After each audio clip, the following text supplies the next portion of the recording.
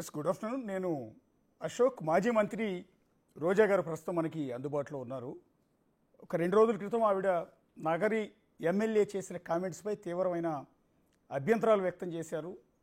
So తన క్యారెక్టర్ను ఉద్దేశించి తన పైన కించపరిచే విధంగా ఎమ్మెల్యే మాట్లాడారు అనేది రోజా గారు చేసిన తీవ్రమైన అభ్యంతరం. వైఎస్ఆర్ కాంగ్రెస్ పార్టీ కూడా గత 2 రోజుల నుంచి గాలిబాను చేసిన కామెంట్స్ని ప్రజల్లోకి తీసుకెళ్లే ప్రయత్నం చేస్తోంది. ఒక మహిళా నేతని, మాజీ మంత్రిని పట్టుకుని ఇష్టం వచ్చినట్టు కామెంట్ చేయటం ఎంతవరకు కరెక్ట్ అనేది ఇప్పుడు వైఎస్ఆర్ కాంగ్రెస్ పార్టీ తరఫున అనేక మంది రోజా గారికి మద్దతుగా నిలుస్తూ ఉన్నారు. సో ప్రస్తుతం లైవ్లో ఉన్నారు రోజా గారు. రోజా గారు నమస్తే అండి. నమస్తే అండి. ఎస్, 2 సార్లు ఎమ్మెల్యేగా, ఒకసారి మంత్రిగా, ఎన్నో సినిమాల్లో యాక్ట్ చేసిన హీరోయిన్గా, ఒక విధంగా చెప్పాలంటే రోజా గారికి చాలా పెద్ద ట్రాక్ రికార్డు. ఒక సాధారణ కుటుంబం నుంచి, చిత్తూరు జిల్లా నుంచి వచ్చి సినిమా హీరోయిన్గా ఎదిగి ఆ తర్వాత రాజకీయాల్లోకి వచ్చి మంత్రి కావటం. సో ఇది ఒక విధంగా చెప్పాలంటే మీ ట్రాక్ రికార్డు కింద భావించాల్సి ఉంటుంది. సో 2 రోజుల క్రితం మీ నగరి నియోజకవర్గ ఎమ్మెల్యే చేసిన కామెంట్స్ పైన మీరు తీవ్రమైన అభ్యంతరాలు వ్యక్తం చేశారు. అదంతా కూడా చూసాం. సో ఓవరాల్గా ఇప్పుడు జరిగిన ఈ 2-3 రోజుల నుంచి జరుగుతున్న పరిణామాల పట్ల ఏం చెప్తారు మేడం? ఈరోజు తెలుగుదేశం పార్టీ నాయకులు చంద్రబాబు నాయుడు నుంచి భానుప్రకాష్ వరకు ప్రజలకిచ్చిన హామీలు నెరవేర్చలేక, ప్రజల్లోకి వెళ్ళలేక డైవర్షన్ పాలిటిక్స్ కోసం ఒకటి తప్పుడు కేసులు పెట్టడం, జైళ్ళకు పంపించడం, లేదంటే ఈ విధంగా క్యారెక్టర్ మీద నిందలు వేయటం. సో డైవర్షన్ పాలిటిక్స్లో భాగంగా ఈరోజు భానుప్రకాష్ ఎంత సిగ్గు లేకుండా, ఒక మహిళని చూడకుండా, ఒక డైరెక్టర్ వైఫ్ అని చూడకుండా, ఒక హీరోయిన్ అని చూడకుండా, ఒక ఎక్స్ మినిస్టర్ అని చూడకుండా ఎంత చీప్గా మాట్లాడాడు అంటే అతని క్యారెక్టర్ ఏంటో ఒకసారి అందరు అర్థం చేసుకోవాలి. మహిళలంటే ఆయనకి ఎంత చులకనో ఒకసారి అర్థం చేసుకోవాలి. ఒక తల్లి కడుపున పుట్టాడు కదా ఆయన. మరి తల్లి కడుపున పుట్టినవాడు తనకొక తల్లి, చెల్లి, భార్య ఉన్నప్పుడు అలాగే కదా ఇంకో మహిళ కూడా. మరి ఆయనకు తెలీదా ఇంకో మహిళకి గౌరవించాలా అన్న ఆలోచన లేదా? ఎంత అసహ్యంగా మాట్లాడాడు. అంతకుముందు చాలాసార్లు వాళ్ళ పార్టీ మీటింగ్స్లో మాట్లాడేవాడని చెప్పేవారు, కానీ మాకు సాక్ష్యాధారాలు లేక వెయిట్ చేస్తున్నాం. మొన్న నగిరి నడిబొడ్డులో వాళ్ళ నాన్న స్టాచ్యూని ఇనాగరేట్ చేస్తూ టవర్ క్లాక్ పైకి ఎక్కి అతను మాట్లాడిన మాటలు మీరు విన్నారు.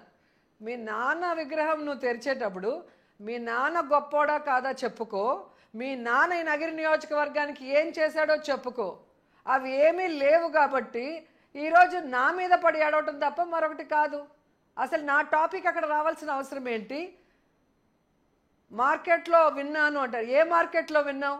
ఆ మార్కెట్లో నువ్వు ఉన్నావా? ఎవరున్నారు ఆ మార్కెట్లో? నువ్వు మాట్లాడిన మాటలు ఏ బేసిస్తో నువ్వు మాట్లాడతావు? ఒక ఎమ్మెల్యే అయిన తర్వాత ఒక డిగ్నిటీ ఉండాలి. ఒక మాట మాట్లాడేటప్పుడు దానికి ప్రూఫ్ ఉండాలి. ఏమీ లేకుండా గాలి మాటలు మాట్లాడేదానికి మనమేం చిల్లర వాళ్ళు కాదు కదా. మరి ఎమ్మెల్యే అయ్యాక కూడా ఇంకా గాలి మాటలు మాట్లాడుకుంటూ చిల్లర చేష్టలు చేస్తుంటే చూస్తూ ఊరుకుంటారా? ఒక్కసారి గాలిబాను గారు ఏం మాట్లాడారు అనేది ఒక్కసారి విందాం మేడం. విన్న తర్వాత కంటిన్యూ చేద్దాం. ఒకసారి ప్లే చేయండి. 2000 రూపాయలకి ఏ పన్నా చేసేది. మార్కెట్లో ఉందా మాట? నాకేమో చెప్తారు. ఆమె 2000 రూపాయలకి ఏ పన్నా చేసేది. మార్కెట్లో ఉందా మాట? నాకేమో చెప్తారు. ఆమె 2000 రూపాయలకి ఏ పన్నా చేసేది. మార్కెట్లో ఉందా మాట? నాకేమో చెప్తారు. ఆమె 2000 రూపాయలకి ఏ పన్నా చేసేది. మార్కెట్లో ఉందా మాట? నాకేమో చెప్తారు. ఏదనంటే నేను నెంబర్ 1 హీరోయిన్ అంట. ఆమె 1, 2 పెట్టేసుకుంటా ఉంటది. నాకు తెలిసినంత వరకు ఆమె వ్యాంప్కి ఎక్కువ, హీరోయిన్ తక్కువ. దేనికి ఎక్కువ? వ్యాంప్ క్యారెక్టర్కి ఎక్కువ. అలాంటి ఆమె ఇవాళ 1000 కోట్లకు తాల్చిందంటే అర్థం చేసుకోండి. బెంగళూరులో 1000 కోట్ల ఆస్తి సంపాదించింది ఆమె. 1000 కోట్లు, ఒకే ఒక అపార్ట్మెంట్, 10 ఎకరాలు, 1000 కోట్లు. ఎక్కడి నుంచి వచ్చింది? మీ అందరి రక్తం దాంట్లో ఉంది. మీ అందరి రక్తం తోడింది ఆమె. మీ అందరి రక్తం తోడింది. 1000 కోట్లు. ఆమెకు ఒకప్పుడు రెంట్ కట్టడానికి డబ్బులు లేవు, ఉండేదానికి డబ్బులు లేవు. వాళ్ళ దగ్గర 1000 రూపాయలు, వాళ్ళ దగ్గర 3000 రూపాయలు తీసుకున్నామా ఇవాళ 1000 కోట్ల మాటలు మాట్లాడుతుందంటే ఏడకపోయింది? ఎవరి డబ్బు, ఏడు నుంచి వచ్చినాయి? ఇవన్నీ కూడా లెక్క తేవాల్సి ఉంది. యా ఒక్కసారి ఈ మాటల్ని బిగ్ టీవీ ఉద్దేశపూర్వకంగా అతను మాట్లాడిన ప్లేస్ ఒకసారి మీరు గమనించారు. అవునండి, అతను మాట్లాడిన మాటలు ప్లేస్ చూడండి. యా యా యా వాళ్ళ నాన్న స్టాచ్యూని ఎత్తుకొచ్చి ట్రాఫిక్కి అడ్డంగా పెట్టి వాళ్ళ నాన్న గురించి మాట్లాడకుండా నా గురించి మాట్లాడుతున్నాడు అంటేనే మీరు అర్థం చేసుకోవాలి. ఇప్పుడు మేము రాజశేఖర రెడ్డి గారికి ఒక దండ వేసినా లేదా ఒక మీటింగ్ పెట్టినప్పుడు జగన్ గారు ఇప్పుడు సీఎంగా ఉన్నప్పుడు ఏం గొప్ప పని చేశారో అవే ఫస్ట్ మాట్లాడతాం. అవి వాళ్ళకి లేవు.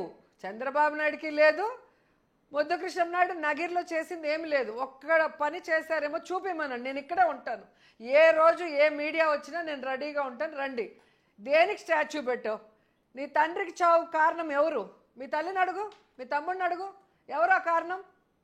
అలాంటిది నువ్వు అక్కడ స్టాచ్యూ పెట్టి నా గురించి మాట్లాడుతున్నావు. మాట్లాడిన మాటల్లో మీకు అర్థమైంది కదా. ఒకటి, నేను హీరోయిన్ కాదంట. మొదటి సినిమా నుంచి నేను హీరోయిన్గా 150 సినిమాలు చేసి ఈరోజు చిరంజీవి, బాలకృష్ణ, మమ్ముట్టి గారు, అన్ని లాంగ్వేజ్లో రజనీకాంత్ గారు, ఏ హీరోతో నేను చేయాలి, అందరు హీరోలతో సినిమాలు చేసి శబాష్ అనిపించుకున్నాను.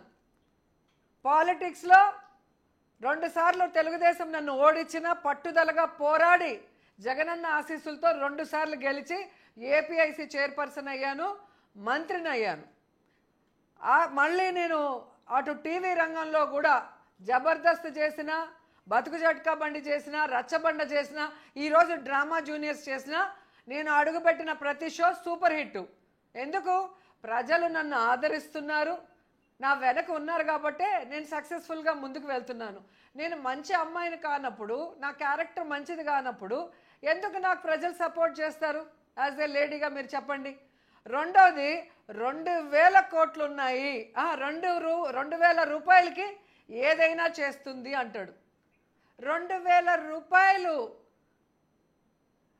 టిప్ ఇస్తాం ఎవరైనా మాకు వస్తే మా ఇంటికి.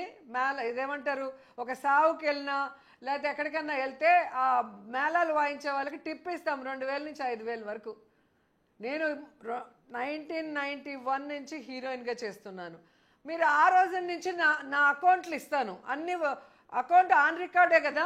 నాకు ఎన్ని లక్షల రూపాయలు షూటింగ్ వల్ల వచ్చాయి, నా ఇల్లు నేను ఎలా కట్టాను, నాకున్న ప్రాపర్టీస్ ఏందో మీరు చూసుకోండి. లేని వాటిని 1000 కోట్లు అని అబద్ధాన్ని 100 సార్లు చెప్తే నిజం అవ్వదు. ఈరోజు మీ ద్వారా నేను బానుకి ఛాలెంజ్ చేస్తున్నా. నీకు దమ్ముంటే, నువ్వు ముద్దుకృష్ణ నాయుడికే పుట్టుంటే 1000 కోట్లు నేను దోచుకున్నట్టు ప్రూఫ్ చూపించు, నేను రాజకీయాల్లో నుంచి వెళ్ళిపోతా. లేదంటే నువ్వు ఎమ్మెల్యేగా రిజైన్ చేసి రాజకీయ సన్యాసం చెయ్యాలి. సవాలా? 1000 రూపాయలు 2000 అడుక్కున్నానంట. ఎవరి దగ్గర అడుక్కున్నా? నా ఇల్లు నగిరిలో ఉంది, నా ఓటు నగిరిలో ఉంది. ప్రతి ఎలక్షన్లో నేను ఇప్పటి వరకు నా ఓటు ఇక్కడ నగిరిలో వేస్తున్నాను. నా ఇంటికి వచ్చిన వాళ్ళని నా అన్నదమ్ములుగా గౌరవించి, నా అన్నదమ్ములకి ఏం చేస్తానో అదే వచ్చిన వాళ్ళకు కూడా అంతే గౌరవంతో పంపిస్తున్నాను. అలాంటిది నువ్వు ఆఫీసు లేదు, ఇల్లు లేదు, ఎవరో ఒక లీడర్ మీద పడి వాడి డబ్బుతో కాఫీ తాగుతావు, వాడి డబ్బుతో అన్నం తింటావు. వాడి డబ్బిస్తే కానీ గుళ్ళో హారతి పళ్ళెంలో కూడా డబ్బులు వేయవు. నువ్వు కూడా నా గురించి మాట్లాడితే ఎట్లా? ఈరోజు అడుగుతున్నా, నువ్వు ఏం మూటలు మోసావని. ఈరోజు నీకు అన్ని ఆస్తులు ఉన్నాయి చెప్పు. నాకు ఆస్తులు ఎలా వచ్చినాయో నా ఐటీ రిటర్న్స్ చూడు, నా బ్యాంక్ స్టేట్మెంట్స్ చూడు. ఏ ప్రొడ్యూసర్ ఏ సినిమా చేస్తే ఎంత అమౌంట్ వేశాడు, ఏ టీవీ షో చేస్తే ఎంత అమౌంట్ వేశారు, ఏ షాప్ ఓపెనింగ్ చేస్తే ఎంత వేశారు, ఏ యాడ్ చేస్తే ఎంత వేశారో క్లియర్గా ఉంటుంది. నువ్వు ఏం చేసావు, ఏం మూటలు మోసావు, ఏం కూలి పని చేసావు, లేకపోతే ఏం చెమటోడి పని చేసావో నువ్వు మీ ఆవిడ లెక్కలు చూపించండి. మీ ఐటీ రిటర్న్లు చూపించండి, మీ ఇది చూపించండి. అప్పుడు తెలుస్తుంది ఎవరు కష్టజీవి, ఎవరు కష్టపడి పనిచేశారు, ఎవరు అడుక్కున్నారు 1000-2000 అనేది మీకే అర్థం.